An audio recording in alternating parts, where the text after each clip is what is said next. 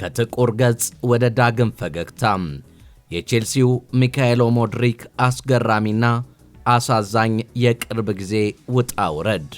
ሰላም የእግር ኳስ ቤተሰቦች፣ ዛሬ ደግሞ ትኩረታችንን የምንሰጠው በእንግሊዝ ፕሪሚየር ሊጉ ክለብ ቼልሲና በዩክሬን ብሔራዊ ቡድን ፈጣን አጥቂ ሚካኤሎ ሞድሪክ ላይ ነው።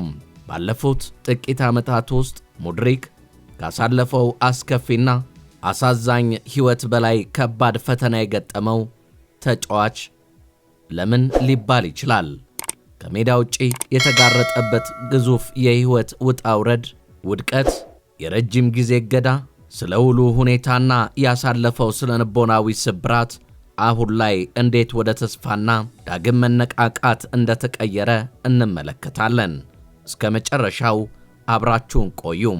ላይክ፣ ሼር፣ ኮሜንት፣ ሰብስክራይብ እና ለሌሎችም እንዲደርስ በማጋራት በታህሳስ 2024 የጀመረው አሰቃቂው የዶፒንግ ክስና የተጣለበት ከባድ ቅጣት የሚካኤሎ ሞድሪክ ሕይወት በአንድ ቅጽበት ወደ ጨለማ የተቀየረው በታህሳስ 2024 መጨረሻ ላይ ነበረ።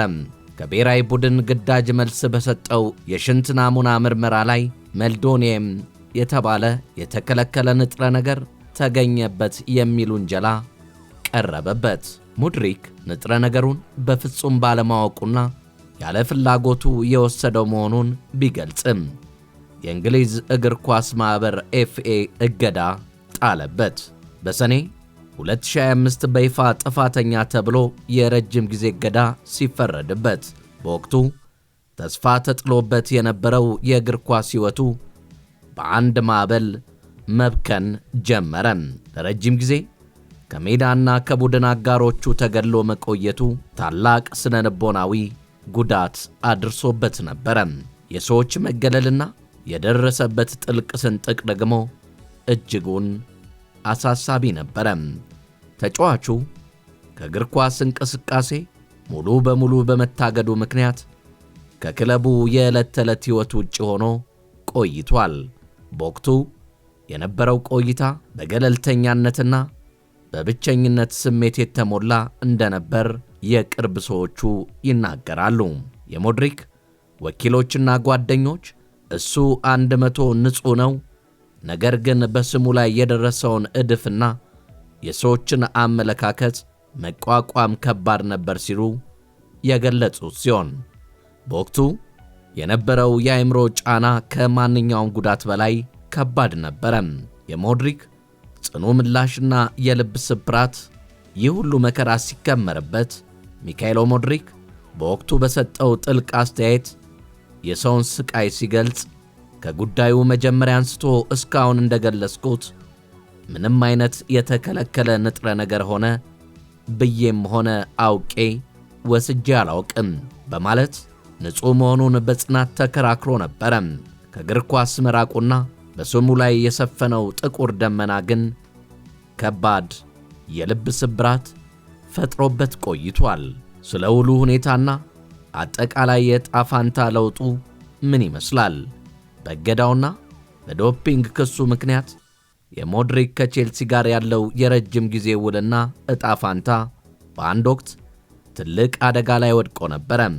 ክለቡና ተጫዋቹ በከፍተኛ ውጥረት ውስጥ ሆነው የውሉንና የሕግ ሂደቱን ሁኔታ ሲከታተሉ ቆይተዋል። ይሁን እንጂ የሕግ ባለሙያዎችና የስፖርት ግልግል ፍርድ ቤት ካስ ባደረጉት ከፍተኛ ርብርብ የጥፋተኝነት ውሳኔው በመሻሩም የሞድሪክ የእግር ኳስ ዕጣ ፈንታ ሙሉ በሙሉ ተቀየረ። እገዳው ተነስቶ ወደ ሜዳ ሲመለስም ስሜቱን ሲገልጽ ይህ ከሕይወቴ እጅግ አስቸጋሪው ምዕራፍ ነበረ። አሁን ግን ሂደቱ ተጠናቆ ወደ እግር ኳስ በመመለሴና ወደፊት የሚጠበቅብኝን ጊዜ በመጥቀሴ በጣም አመስጋኝ ነኝ በማለት ከውሉና ከሙያዊ ሕይወቱ ጋር በተያያዘ ጥልቅ ደስታውን አሳይቷል።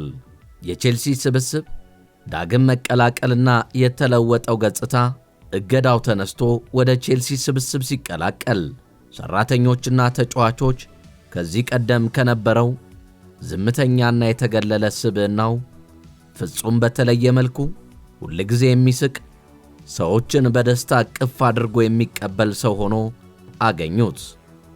በወዳጃዊ ጨዋታዎች ከረጅም ወራት በኋላ ማሊያውን ለብሶ ሜዳ ሲገባ መላው ደጋፊዎች ተቀባብለውታል። የቡድን አጋሩም ለሙድሪክ ሲል በመውጣት ጓደኛው ሜዳ ላይ እንዲገባ ማድረግ የቡድኑን ፍቅርና የሙድሪክን ዳግም መነቃቃት ያሳየ ታላቅ አጋጣሚ ሆኗል።